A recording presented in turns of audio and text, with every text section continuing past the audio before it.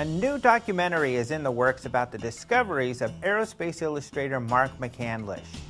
He says information has been shared with him about an alien reproduction vehicle built by the military using technology that has been back-engineered from alien technology. McCandlish says that in 1988, he and a friend were planning on attending an air show at Norton Air Force Base. McCandlish ended up having to cancel due to a last-minute illustration needed by Popular Science. However, his friend Brad Sorensen did go, and through a well-connected acquaintance was able to gain entrance to a secured area of the base with a special display for politicians and military personnel with high-level security clearances. Sorensen told McCandlish that in this display were 3 flying saucers floating above the ground. They made no sound. One of them had the side panels removed so that you could see inside. There was also a monitor showing a video of these craft being test flown. They made hopping maneuvers and then shot straight up at incredible speeds, all while making no sound. The craft were referred to as alien reproduction vehicles and also had the nickname the Flux Liner. McCandlish says he believes these are part of a secret program that has been around for decades.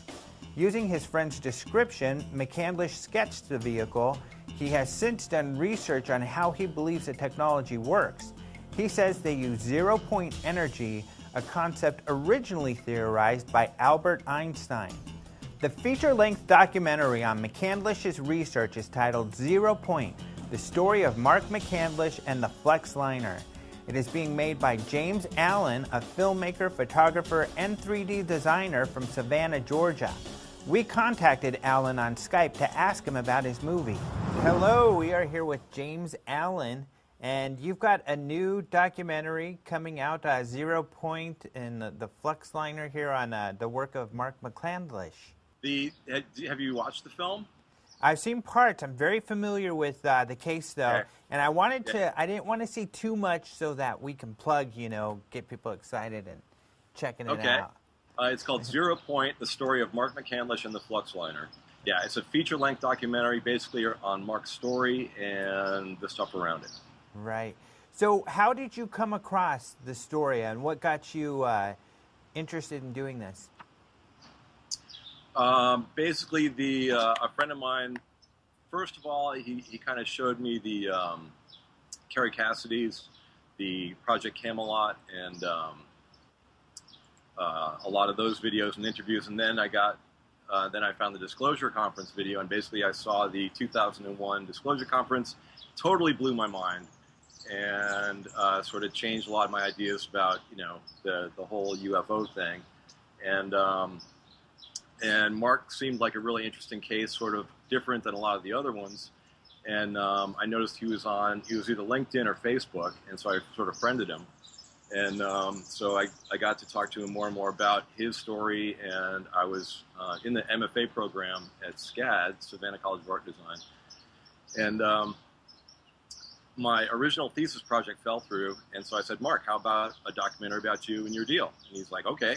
So me and my collaborator ended up flying out there and interviewing him over 3 days, and just sort of built this feature documentary narrative about him, based on his singular experiences.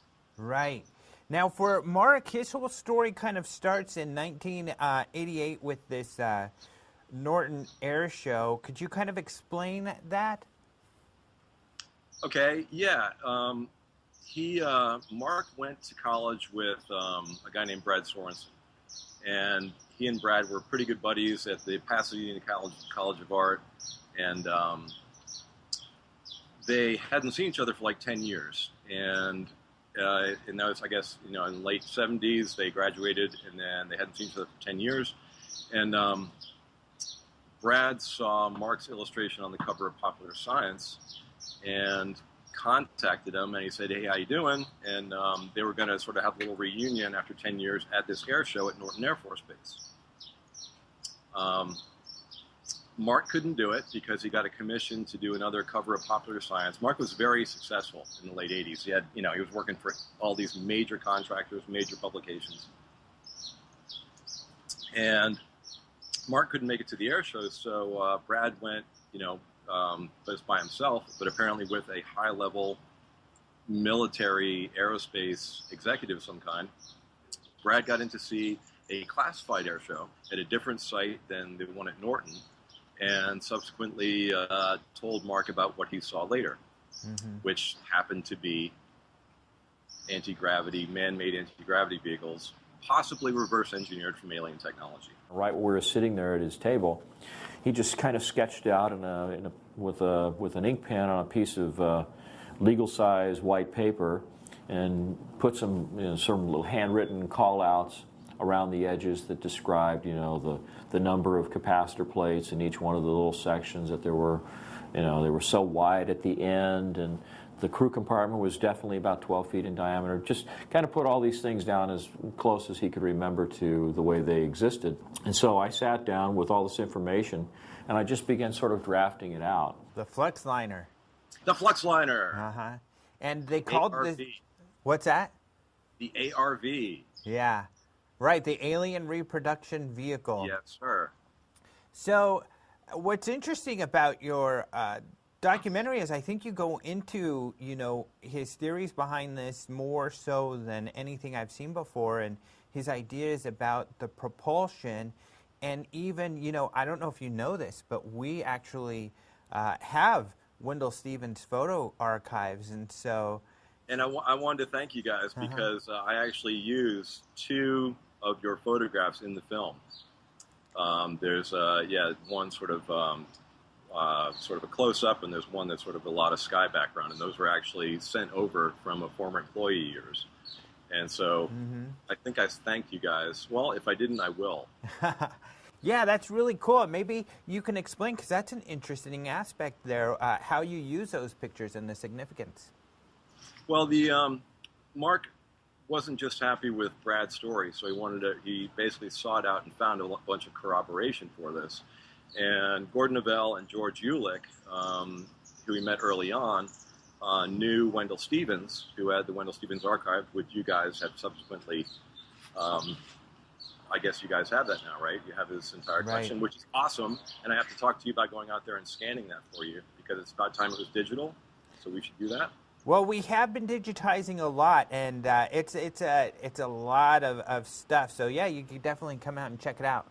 Okay, but what the story behind that is, it's Harvey Williams' photograph from, I think, 1966, if I'm not mistaken. 67, I think. 67, and it's over Provo, Utah, and it looks like a cruder sort of prototype of the flux liner. It's and Mark describes how the differences kind of make sense as far as the 10, 20-year gap in technology.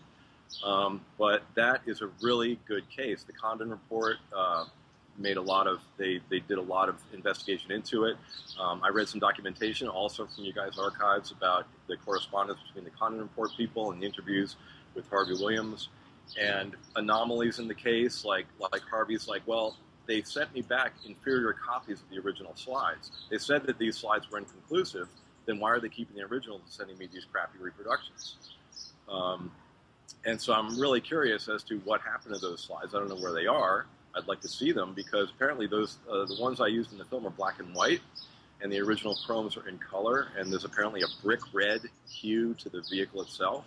So somewhere there's the original images, and I'm sure there's much higher quality imagery of that, which I'd like to get a hold of. Yeah. But that's an interesting case, yeah. That and McMinnville.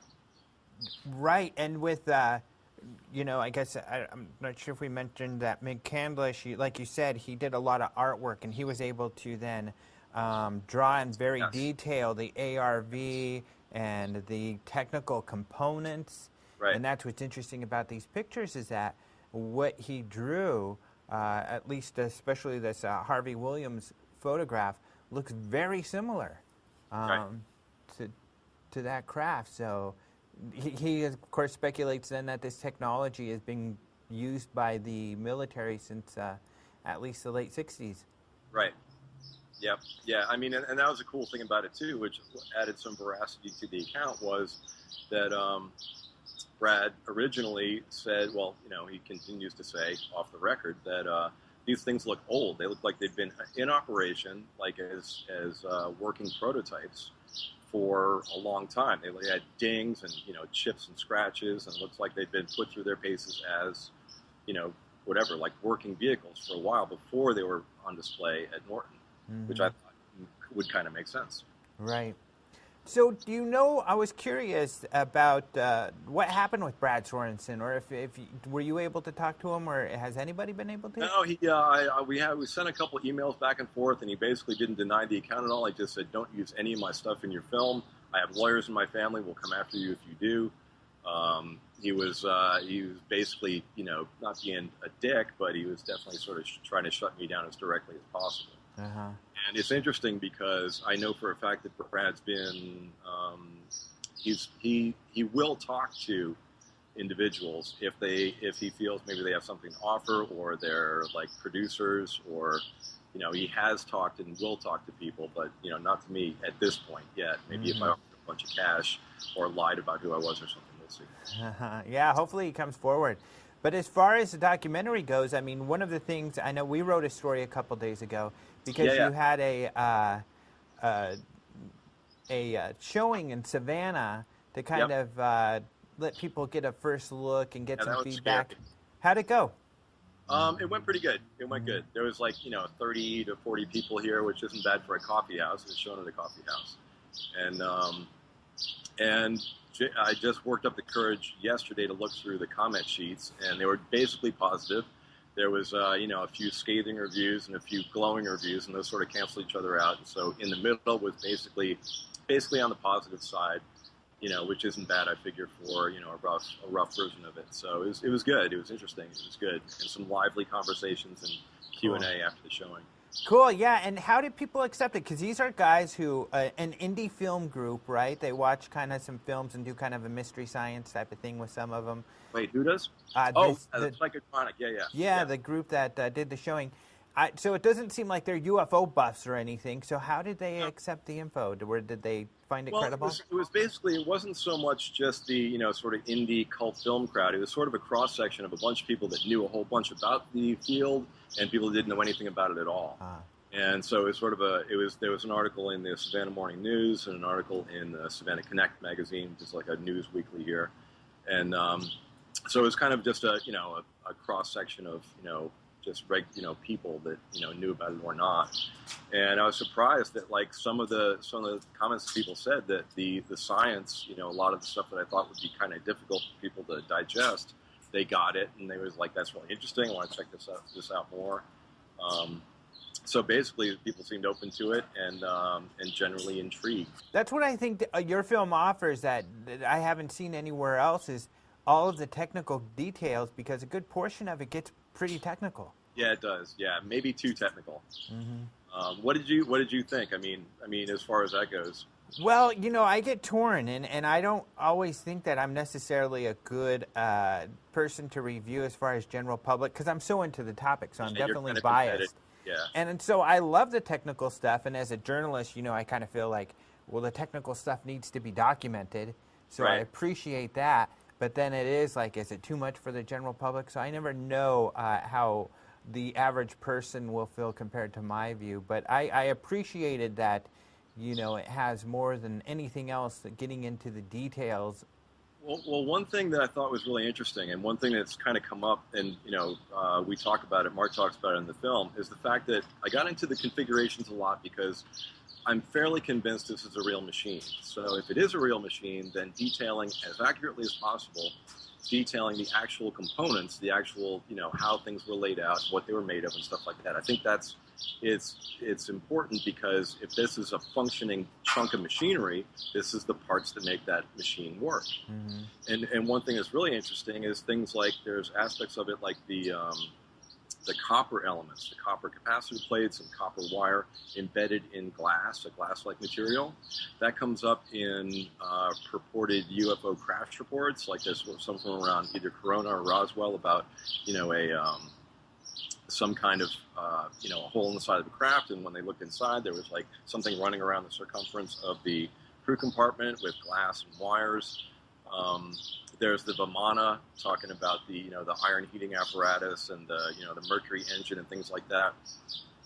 So I thought that working into the technical details and actual components of the machine was interesting in terms of this particular vehicle, but it also seems like it's a basic sort of template configuration for some kind of like insanely concentrated energetic event, some kind of huge, like an incredible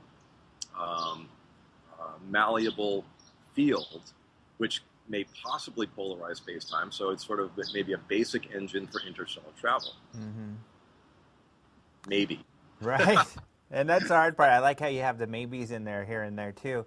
And I mean, what I also appreciated, and see if you found this to be the case, I mean, this story's been a story around, I mean, for quite some time. And so there have been different people to talk about it, which you're able to take advantage of. And it doesn't seem as though all of this has been brought together in one place like you've been able to do.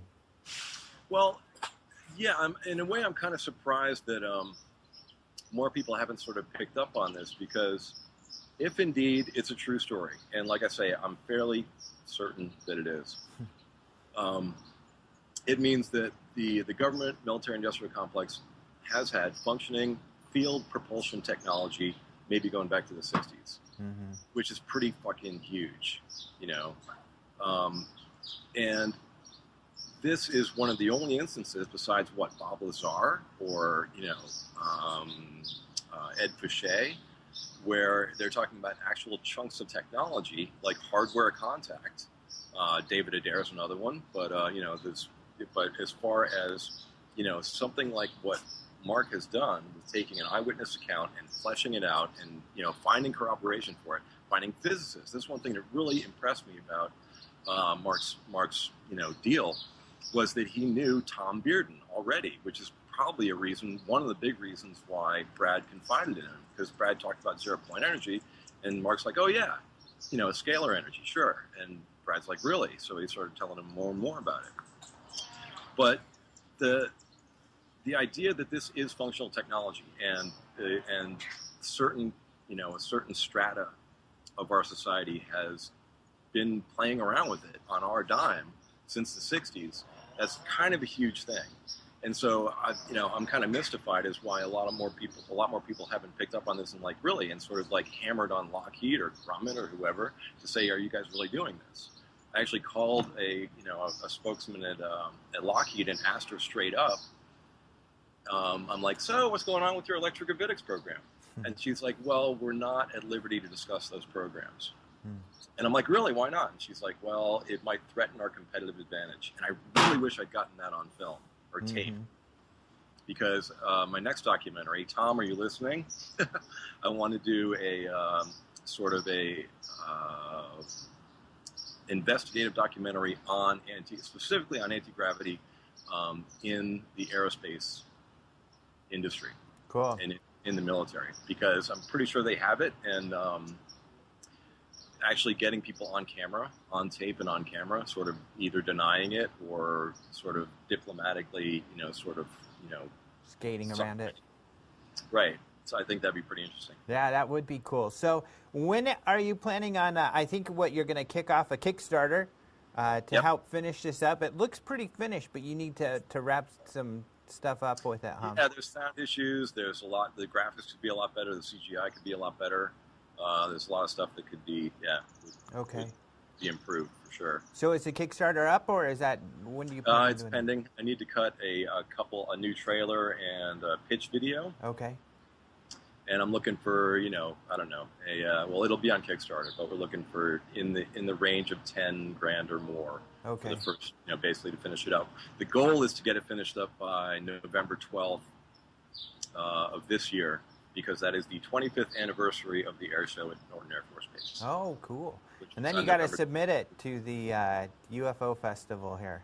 Yeah, well, the idea is to submit it to places like Sundance and South by Southwest and Tribeca and stuff like that. Actually submit it for real. Mm-hmm. Cool, man. So where can people go to keep up with the updates? Oh, that's a good question. I'll let you know. Okay. There will be a Kickstarter, so I'll send all the links to that in the next. It should be up in the next month. Okay, cool. All right, we will definitely let people know too when that gets up. So thanks a lot for taking time to talk to us. Yeah, no, thank you guys. There's no place that I know of that brings together all of McCandlish's research like this movie plans to. It's so technical in nature that it makes for a compelling case that this theorized zero-point energy really exists. Has this mysterious energy been tapped into to power super high-speed spacecraft in secret by the military? You'll have to check out the documentary and decide for yourself. Thing. And Mark seemed like a really interesting case, sort of different than a lot of the other ones. And I noticed he was either LinkedIn or Facebook, and so I sort of friended him. And so I got to talk to him more and more about his story, and I was in the MFA program at SCAD, Savannah College of Art and Design. And my original thesis project fell through, and so I said, Mark, how about a documentary about you and your deal? And he's like, okay. So we ended up, me and my collaborator ended up flying out there and interviewing him over 3 days, and just sort of built this feature documentary narrative about him based on his singular experiences. A new documentary is in the works about the discoveries of aerospace illustrator Mark McCandlish. He says information has been shared with him about an alien reproduction vehicle built by the military using technology that has been back-engineered from alien technology. McCandlish says that in 1988, he and a friend were planning on attending an air show at Norton Air Force Base. McCandlish ended up having to cancel due to a last-minute illustration needed by Popular Science. However, his friend Brad Sorensen did go, and through a well-connected acquaintance was able to gain entrance to a secured area of the base with a special display for politicians and military personnel with high-level security clearances. So get people excited and checking it out. It's called 0 Point, the story of Mark McCandlish and the Flux Liner. Yeah, it's a feature-length documentary basically on Mark's story and the stuff around it. Right. So how did you come across the story, and what got you interested in doing this? Basically, a friend of mine, first of all, he kind of showed me the Kerry Cassidy's, the Project Camelot, and a lot of those videos and interviews, and then I found the Disclosure Conference video, and basically I saw the 2001 Disclosure Conference. Totally blew my mind, and sort of changed a lot of my ideas about, the whole UFO. He says they use zero-point energy, a concept originally theorized by Albert Einstein. The feature-length documentary on McCandlish's research is titled 0 Point, the story of Mark McCandlish and the Flux Liner. It is being made by James Allen, a filmmaker, photographer, and 3D designer from Savannah, Georgia. We contacted Allen on Skype to ask him about his movie. Hello, we are here with James Allen, and you've got a new documentary coming out, 0 Point and the Flux Liner here on the work of Mark McCandlish. Have you watched the film? I've seen parts. I'm very familiar with the case, though, Okay. and I didn't want to see too much so that we can plug, Sorensen told McCandlish that in this display were 3 flying saucers floating above the ground. They made no sound. One of them had the side panels removed so that you could see inside. There was also a monitor showing a video of these craft being test flown. They made hopping maneuvers and then shot straight up at incredible speeds, all while making no sound. The craft were referred to as alien reproduction vehicles and also had the nickname the Flux Liner. McCandlish says he believes these are part of a secret program that has been around for decades. Using his friend's description, McCandlish sketched the vehicle. He has since done research on how he believes the technology works.